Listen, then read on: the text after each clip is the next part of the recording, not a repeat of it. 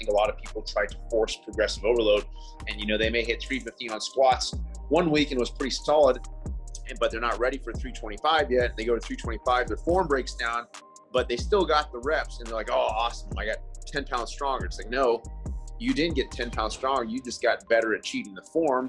Even if someone is capable of doing an ass to grass squat, apparently pain-free, maybe it's not the best thing, because I was able to do that for a long time. All of a sudden it was like, wow, this is hurting me. And there really is no science to suggest that we need to go to extreme positions in order to be able to handle those. I'm not against like the body being able to go into these extreme positions, but save them for when you need them, rather than using them so frequently that it now breaks the body down, and then when you need it, you don't have it. People want to feel great, they want maximal health, but they often don't want to put in what it takes to get there. They don't want to sacrifice, those little extra things on the side that they want to hold on to. I'd rather work with a 70-year-old individual who is willing to work their butt off and who's mentally engaged and focused than an all-star young athlete who's just kind of spaced out and does whatever and is really not that mentally focused.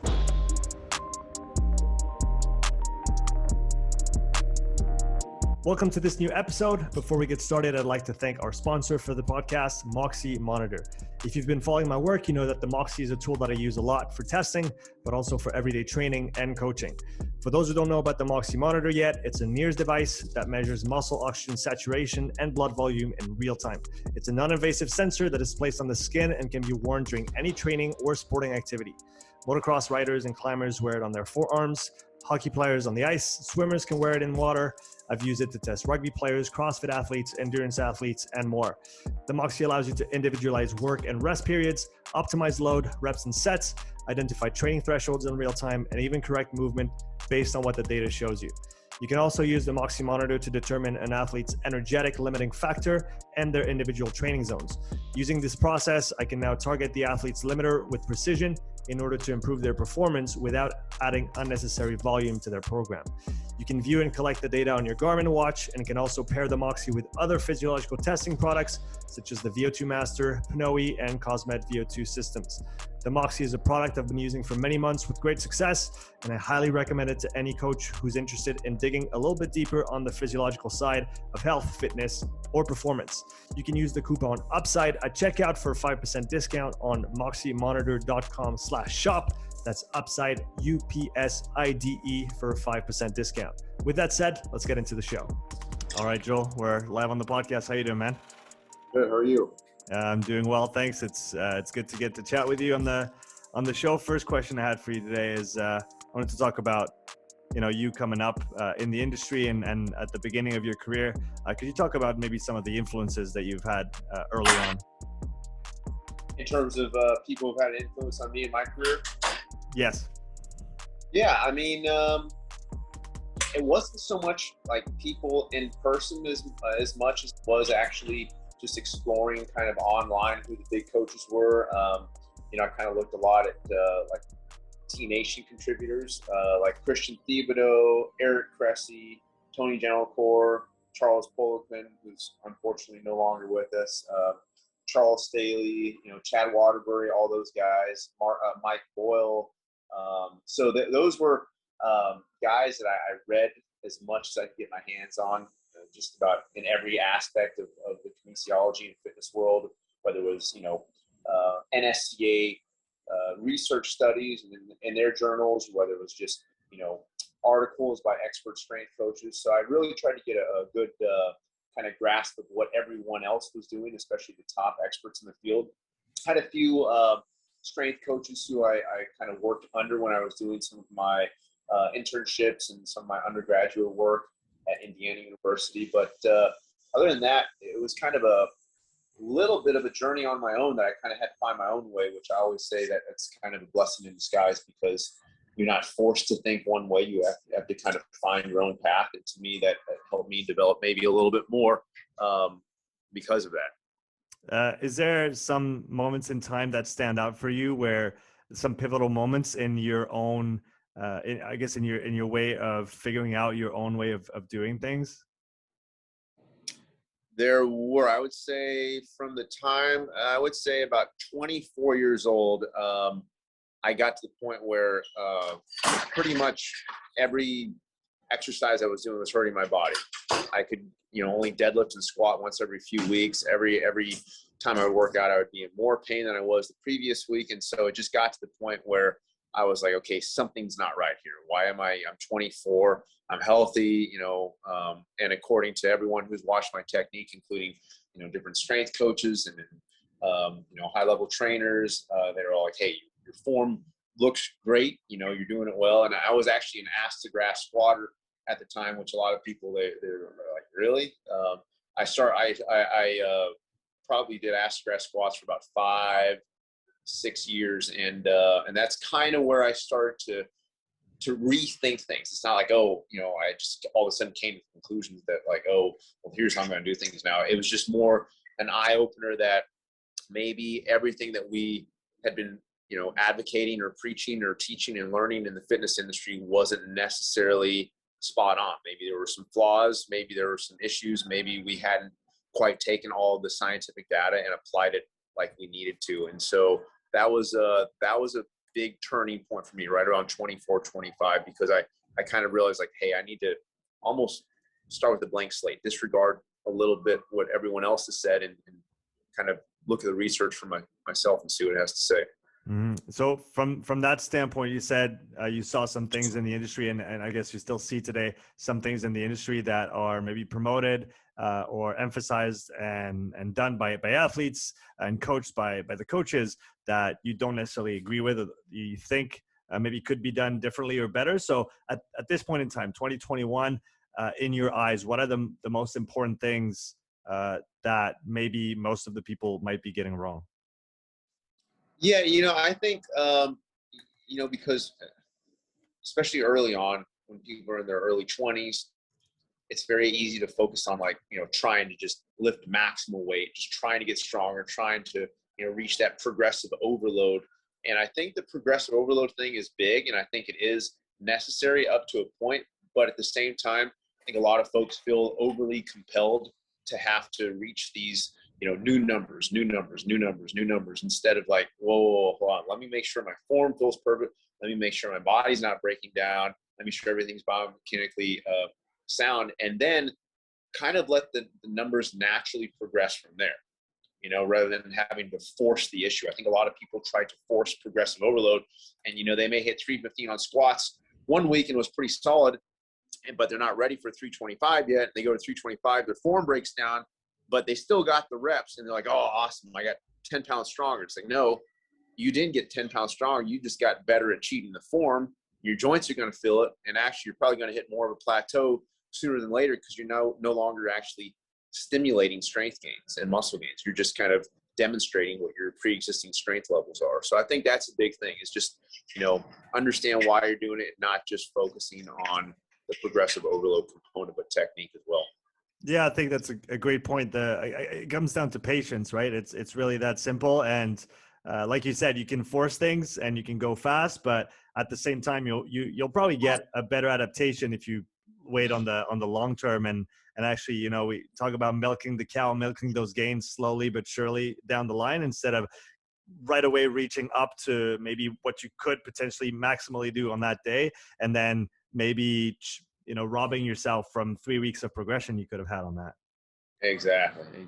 I always tell my athletes, it's not so much about how much weight you can do, is how much weight should you do. And usually I would say it's maybe 10 to 20% less in terms of what their actual max that they can do. It's, a lot of people, some of my athletes, they'll watch me work out periodically and they'll see me do a set. They're like, man, you look like you can go heavier than that. I'm like, I probably could, but it won't feel good. It maybe start to break down a little bit technically. So I just try to go to the heaviest I can go while still feeling like it's perfect, still feeling like my form doesn't break down, and still feeling like it's a fairly therapeutic stimulus. And I try and, for the most part, get my athletes to do the same thing. Every once in a while, we'll push it just a little bit if we're really trying to, kind of take their strength to a next level and just really challenge them. Or if they're feeling a little bit egotistical and they're like, hey, I just want to see we can go a little bit heavier, but their form still has to be good. They still have to demonstrate to me that, they can keep good body mechanics. Yeah. You talk about form a lot and the importance of said form. If we talk foundational movement patterns, for you, how do you break down those patterns in the gym for the human body? What are the main categories, I guess, that you utilize to kind of structure your training around? Yeah. I have what I refer to as the big seven, which a lot of people I think will use most of these or use them to an extent. So I usually have three lower body, which would be squat, hinge, and lunge. Okay. And then I have four upper body, which would be horizontal push and pull. That would be like your chest presses and rows. Okay. And then your vertical push and pulls, which would be like your overhead presses and pull ups / pull downs. And then those are the big seven categories that I like to focus on. I do include elements from other subcategories, such as core stabilization, some rotation work, as well as some anti-rotation. I do both. Some abduction, adduction, lateral. I do actually a lot of foot and ankle work as well. I'm a big believer in foot and ankle strength and in stability in the foot and ankle complex, because honestly, if the feet and ankles aren't doing their job, it's almost impossible to do any lower body exercise correctly, for that matter. So, but yeah, so we'll do the big seven. But within the big seven, you can also program it so that you're working on some of those other subtle subcategories. For example, if you do a single leg squat, you're also working on foot and ankle stability. So it kind of allows us to kill two birds with one stone. Or if you're doing, say, like a half body off single arm chest press, you're also working on core strength and anti-rotation while you're working a chest press or horizontal pushing pattern. So I just try to include elements from as many categories as I can while still focusing on the big seven. Right. So if we take a very basic strength session that you might put someone through, someone who's maybe not advanced yet, so they need to really work on the basics.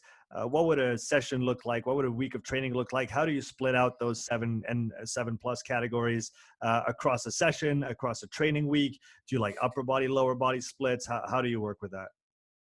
Yeah, for the most part, a majority of the workouts I put people through, whether it's beginners, advanced, whatever, they're pretty much full body. I'm a believer in full body workouts. I don't have anything necessarily against splits, and I will periodically use them, but I like to try to practice the foundational movement patterns as frequently as possible, because like anything, movement patterns, it's a skill, and the more frequently we practice them, the better we get at them. And the better we get, the more neuromuscularly efficient we are, and then we can overload the movement better and basically have better biomechanics, so it becomes safer. And we're just always grooving those neural pathways. So usually each workout, I'm going to choose, those big seven, but if it's a beginner, for example, like for the squat pattern for that day, we may do a goblet squat. Okay. For the horizontal pulling pattern, we may say, hey, we're just going to do a simple seated cable row. For the hinge, we may just do a standard dumbbell RDL. So, and then we'll usually do, a few sets of each movement pattern. And then if it's somebody that's a little bit more advanced, then we'll take more advanced exercises, but we're still going to use those big seven. The big seven, that's kind of where the bread and butter is for me. And that's where you're going to get a majority of your, benefits. All right, that makes total sense. I've heard you talk about range of motion, especially in the squat, and I've had that question pop up on my Instagram regarding our interview today. So, can you talk a little bit about your point of view on range of motion when it comes to the squatting pattern, and then how you usually use it? In what cases it might be a good idea to execute a full depth squat? You said you did acid grass squats for a long time, and maybe don't do as many anymore. But what's your view on it now, and how do you organize that in training as well? Yeah, no, definitely. So the squat topic, that's always a hot topic of conversation for sure. So like I said, I come from originally an acid grass background, and all the strength coaches that I worked with, majority of the bodybuilders who I used to kind of train with a little bit, they were obviously a lot stronger and bigger than I was, but they were always advocating for me, hey, you got to go deeper. So I did acid grass for a long time. So started to see issues in my own body, started to see some trends in some of my clients as well. So that's when I started looking at the research and started seeing, hey, maybe we don't need to push the mobility boundaries quite as much.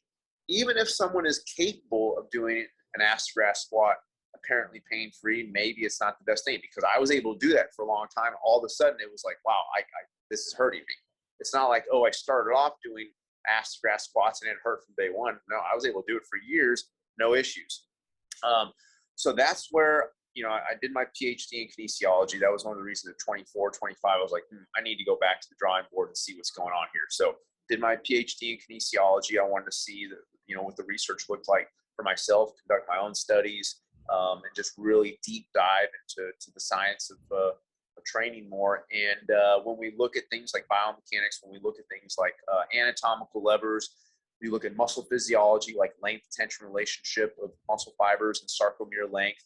When we start looking at proprioception and how muscle spindles function under muscle stiffness conditions, when we look at elasticity properties of muscle tissues, it starts to show us, it starts to point to this idea that mid-range stretch position, or a roughly 90-degree stretch position, is kind of that optimal biomechanical position that we're after for most human movements. And that training those not only provides the most therapeutic stimulus, where we're activating the most motor units and muscle fibers, we're putting the least amount of stress on our joints and connective tissue, but it's also grooving our central nervous system and reinforcing proper body mechanics, so that when we go to the field, our body is more likely to move in a proper way, rather than, maybe, for example, I see this very frequently. Athletes who come to me who do a lot of hamstring stretching, who are very flexible in their hamstrings, are always the ones who have frequent hamstring pulls. Okay. And then when we teach them how to do proper RDLs, we have them stop stretching so much and not worry about pushing their hamstring boundaries, they stop pulling their hamstrings. And a lot of that is because they end up overstriding instead of, driving their knee up to 90 degrees. What ends up happening is, they may get to 93 degrees, 94 degrees. It happens so quickly when you're sprinting, obviously, but they're breaching that natural barrier because they're so used to doing that during their training, rather than grooving those proper 90-degree pathways. So that's kind of some of the rationale for that. Right. And so that makes sense from the 90-degree position, like you mentioned. Now, how do you, what approach do you take to strengthen the end ranges that maybe, if you talk about contact sport athletes, football players, rugby players, and others, they might end up in those positions, in those situations, even if they don't want to. And in that cases, they still have to be strong there and be able to, apply some force and maybe get themselves out of it, or at least have the tissue resilience to not get injured. So if you don't go past that 90-degree position in those different movements, how do we make sure that if we do go there, we don't get injured? Yeah, that's always an interesting question. So first off, that topic, it's brought up a lot.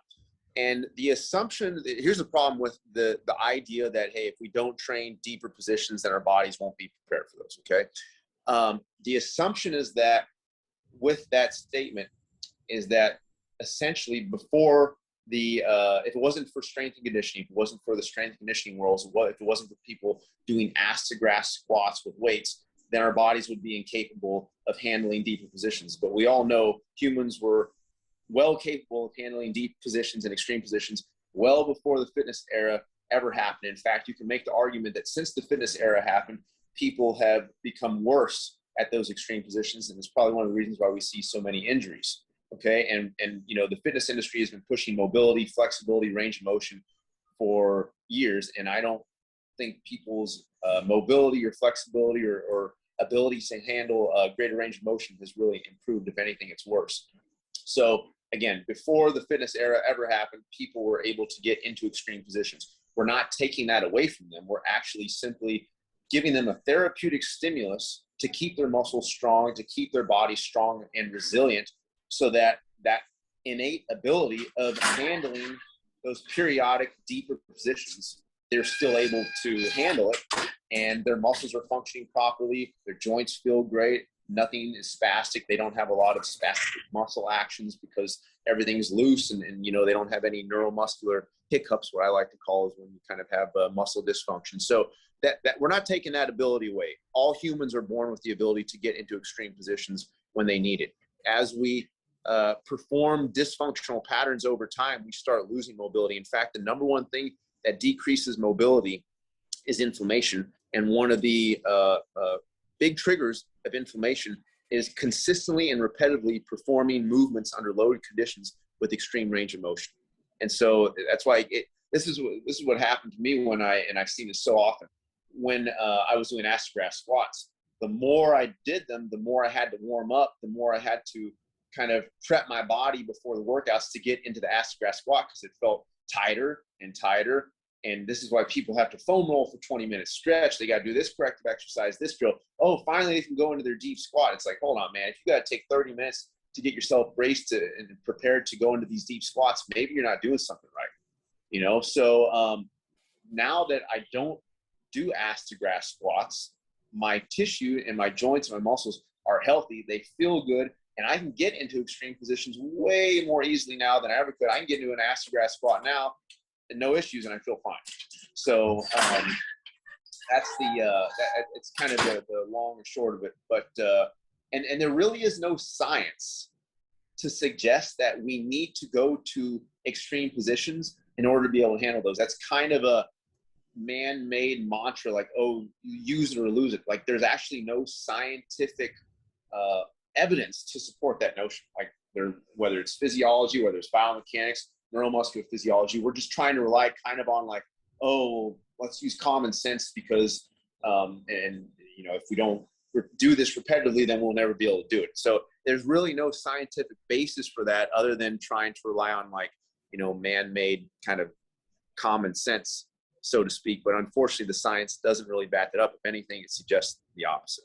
So you'd maintain that. Let's take the example of a prop in rugby. So for those who are not familiar, you would kind of crouch down, get into almost like a bear crawl position, knees right off the floor, and someone is facing you in the same position. We'll keep it very simple. We won't add the other 7 or 14 people in.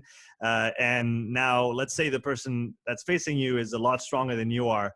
And so you end up essentially pushed into a deep squat down to your heels with the guy on the other side, again, being heavy and strong. So how do we make sure that we're able to not, again, get injured at those positions? Do you think that the 90-degree work is going to be sufficient to prepare us for those very end ranges? Is there going to be a transfer there? Yeah, I would say 100%.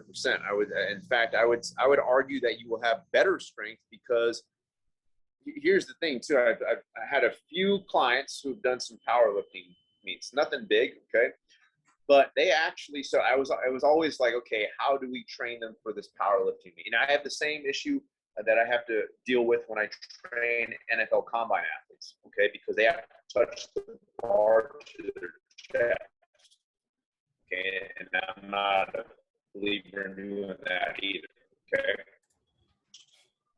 They get better strength gains, and they get better muscle gains. Their strength levels go up so much more, okay, from shooting 90 degrees, that when they actually do have to go train the deeper positions frequently, not only will they be able to handle the deeper position better because their tissues are healthy, but actually they're going to have better strength than had they been training deeper. Right. So the best handling that is, in my opinion, and what I've seen, training 90-degree positions. Right. And so talking about powerlifting here now, if we go to maybe the extreme of the demands of a deep squat in competition, which might be weightlifting, where you don't really have a choice. You have to catch that bar all the way at the bottom. Otherwise, you're not going to be able to just power snatch and power clean and jerk your way through a competition. So maybe for someone who has to do those things for their competition, for their sport, what would you advise in terms of organizing training around that? Maybe some other secondary exercises they can do to prepare themselves for those important demands at end ranges? Yeah, no, that's a great question. So one of the things I forgot to mention with the powerlifting stuff, like we were talking about with the clients, is that we would periodically have them do like, okay, let's test your deep squat for a powerlifting meet. Like once a week we do that. And I do the same thing with my combine guys. It's not like, oh, you're not going to touch deeper positions at all. And then on the day of, you're going to have to be prepared to handle it. We do a majority of our training okay, of our programming with those 90-degree positions. And then we will periodically test it and make sure their bodies are ready to handle those, more extreme positions. So it doesn't take, a few sets with a few reps, like, okay, we're good. They're able to kind of get their nervous system used to that. They're mentally, they're freed up with that. They don't have any issues with that. So, and the same thing with Olympic weightlifting. Now, I would actually argue the sport of Olympic weightlifting is probably one of the most extreme exceptions to the rule, where that's not something where they just need to very infrequently train the deep position. They need to be training the deeper position pretty frequently. But I would also argue that Olympic weightlifters would get a lot of benefit out of including consistent use of 90-degree squats. And then they'd also have to mix in their deeper positions, just because, hey, they got to catch it as deep as possible. They catch it, the deeper they go, basically, the more weight they're going to be able to handle. So yes, for Olympic weightlifters, for sure, that is probably the biggest exception to the rule of athletes that need to be incorporating deep ass to grass squats. But you are seeing a trend with a few Olympic weightlifters training shallower squats when they're training, but not exclusively. They mix it in. But yeah, the Olympic weightlifting one, that's always a tricky one. But I always, say, hey, unless you're training for the sport of Olympic weightlifting, that need to frequently use, deep squats, loaded squats, I might add, deep loaded squats, probably not too necessary. In fact, we look at the sport of powerlifting. I think one of the reasons why you see things like box squats, okay, or you see, floor press, or you see pin press, board press, spotto press, all these different kind of partial, 90-degree positions or even shallower, is because a lot of these powerlifters realize, hey, if they're training these deep positions too frequently, their bodies start to break down. Now, they do use it obviously for kind of overcoming plateaus in certain portions of their lifts. But I think instinctively a lot of them know, hey, they can't be using these extreme ranges of motion all that frequently, or else they get too beat up and then they can't compete in competition. So they may need to save those for competition. So again, I'm not against like the body being able to go into these extreme positions, but save them for when you need them, rather than using them so frequently that it now breaks the body down, and then when you need it, you don't have it. Yeah, that makes a lot of sense. So you use a lot of different variations on the exercises, especially with your more advanced athletes. So since you have a lot of experience working with pro athletes at a very advanced level, for you, what are the do's and don'ts of training with such a population that maybe most trainers don't have access to, or don't have the luxury, that's not the term, but you have the chance to work with those people, and it's obviously a slightly different demographic than Gen Pop. So what are your kind of guidelines for working with pro athletes on a day-to-day basis? Yeah, so it's actually very similar to what it is with general populations. Okay, my guidelines are, what you see in their workouts may be different, simply because they've demonstrated to me that they have mastered the basics and they mastered the foundations maybe a little bit quicker and a little bit easier than some of my general populations, who it may take 1-2 years to master some of the foundational elements. For some of my pro athletes, they may master that in 6 to 8 weeks, and then, hey, we're ready to move on to some more advanced exercises. But 80% at least of the movements that we do are pretty foundational, pretty basic, barbell, dumbbell, cable, body weight exercises. And then, the other 20%, we get pretty unique. We do some crazy exercises. And, those end up being a lot of the ones that I post, because they're a little bit more interesting. If I just posted, hey, here's another barbell squat, hey, here's another barbell bench, another barbell squat, another barbell bench, like, nobody's going to find that interesting. Nobody's going to read. And if nobody's reading, nobody's learning. So I was trying to reiterate, hey, I'm posting these unique exercises because, first off, people are going to read a little bit more. It's going to get the word out there more, but it's going to show people what's possible when you master the foundational movements. And here's kind of the door it opens. It's like, wow, your body's able to handle whatever stimulus, whether it's a single leg hanging band squat, whether it's like a, unique, bottoms up chest press, half your body off. But they have to master the foundations first. Otherwise, when you go to those advanced exercises, they're a disaster and they're very sloppy, and you're just teaching them how to lift advanced exercises and fancy exercises with lousy form, which we don't want that either. Right. So obviously, like you said, reinforcing good movement, making sure they move well, they do the basics right, and then they kind of earn the right to move forward and use the more advanced variations, right? Exactly. How do you determine when someone is ready to move on to some more complex exercises where maybe they'll obviously still get a stimulus from the exercise because there's a lot of things that are going on, but maybe if they're still in the early stages of their development as a person, as an athlete, maybe early on, maybe those complex exercises won't yield as much stimulus as maybe like what you said before, some of those basic movements, some basic movement patterns will do. So when do you determine that it's time to switch and move on to some more maybe some more varied and exciting stuff? Yeah. Yeah, I mean, I think there's some subjective kind of qualitative elements in there where you just see them hit a move and it's like, wow, that looked perfect. They give you the feedback saying like, wow, yeah, that feels really locked in, feels really strong. It just looks very efficient. But then there are some quantitative things too. Two things for me is first off, I like them to be able to hold the positions with around 80 to 90% of the load that they would typically handle. So for example, if they're doing a squat, let's say they can squat 405, and you come to the conclusion that's around their max, even if you haven't tested their max. Let's say about 405 is their max. If they can hold 300 and say 50 pounds, okay, for at least a good 5 to 8 seconds in the bottom squat, which again for me that would be a 90 squat. Maybe other coaches would be different. They can do that with perfect form and it doesn't break down. And to me, it shows, hey, they have very good neuromuscular efficiency in that position.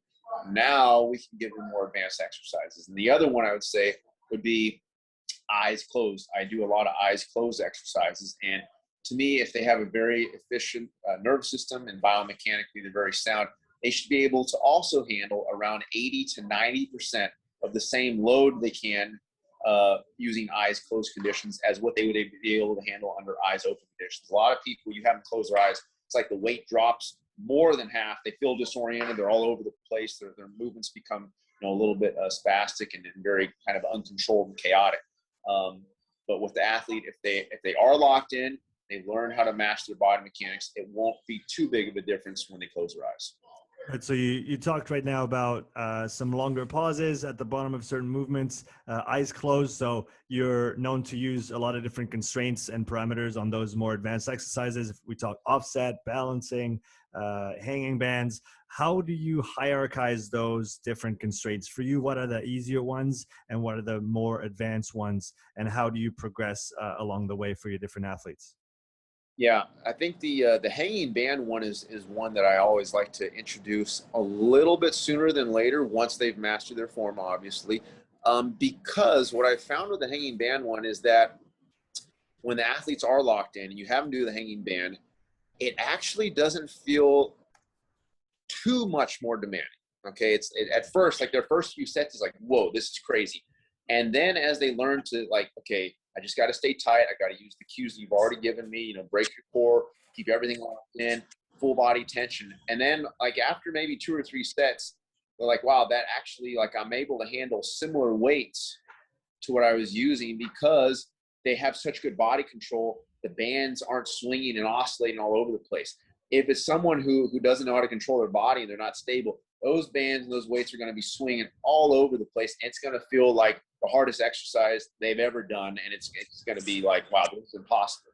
So the better they learn to control their body, the more those unstable variations become an issue because they're able to stabilize the instability, if that makes sense. And it becomes almost like, wow, this feels not too much dissimilar to a normal squat. This feels not too much dissimilar to a normal bench press. It's just they have to go maybe a little slower and focus more and stay a little tighter.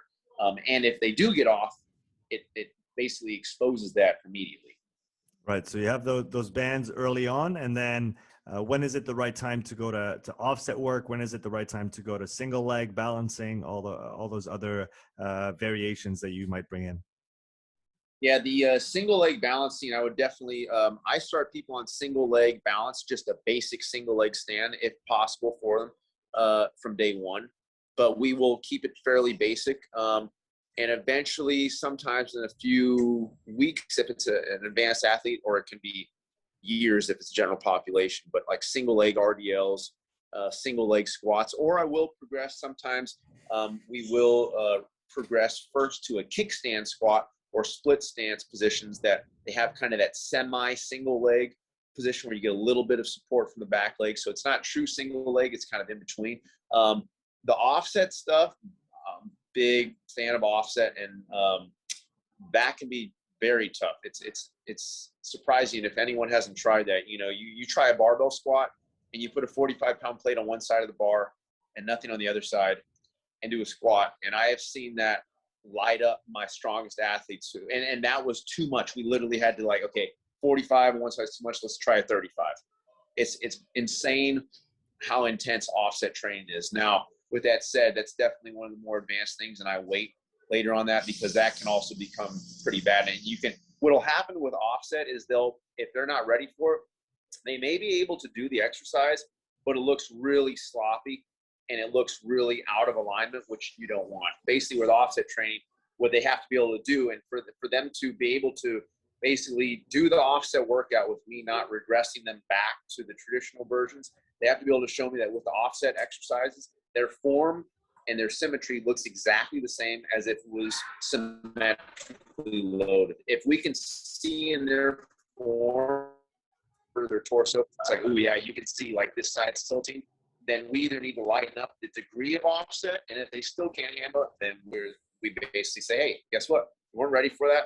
And that can happen sometimes. You push an athlete, you want to see where they're at.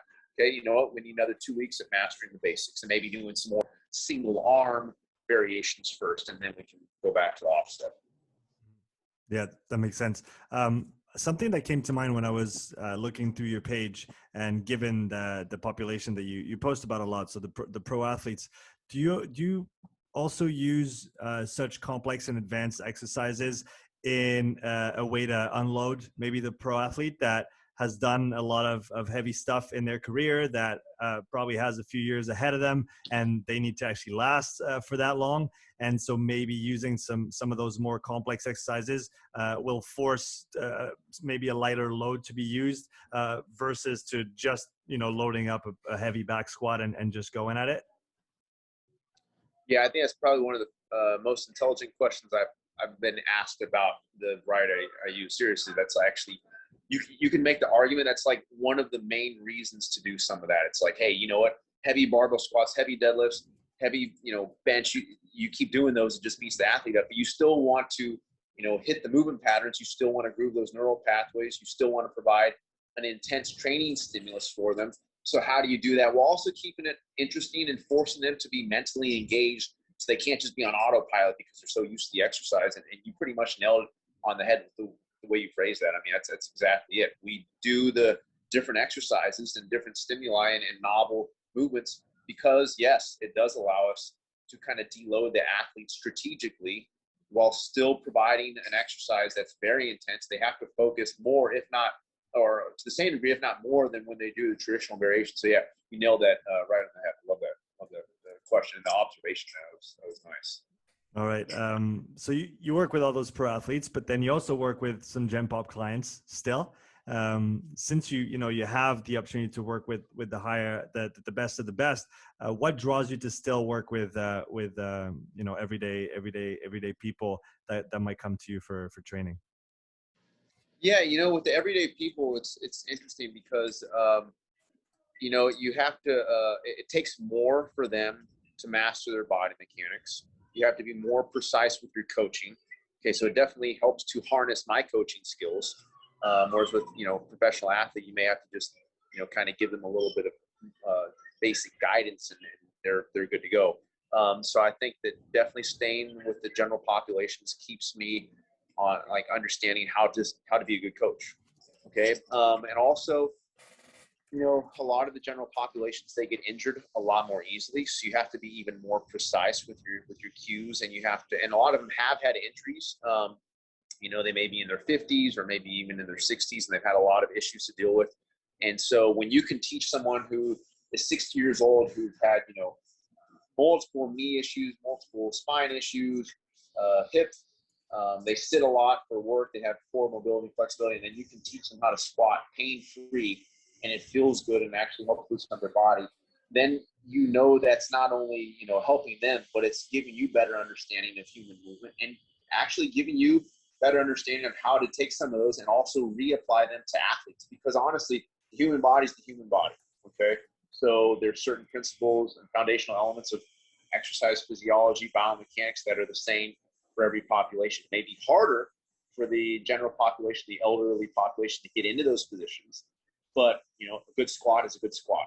A good chest press is a good chest press. A good split squat position, it should look pretty similar from population to population, from age range to age range, from ethnicity to ethnicity, male versus female. It should look pretty similar when it's coached properly. So, I love working with, and I love working with people that are willing to work hard and that are focused. I'd rather work with a 70-year-old individual who is willing to work their butt off and who is mentally engaged and focused than an all-star young athlete who's just kind of spaced out and does whatever and is really not that mentally, focused. Because mental engagement is the name of the game. If you want to get the most out of the athlete, they have to be mentally engaged. The research is very clear on that. Mm-hmm. So staying on those Gen Pop clients, I guess the lifestyle aspect for them has maybe a bit, I'm not going to say it's more important than for pro athletes, because obviously it's foundationally important for those pro athletes as well, but they usually have that under control. They usually have people following them on the nutrition side,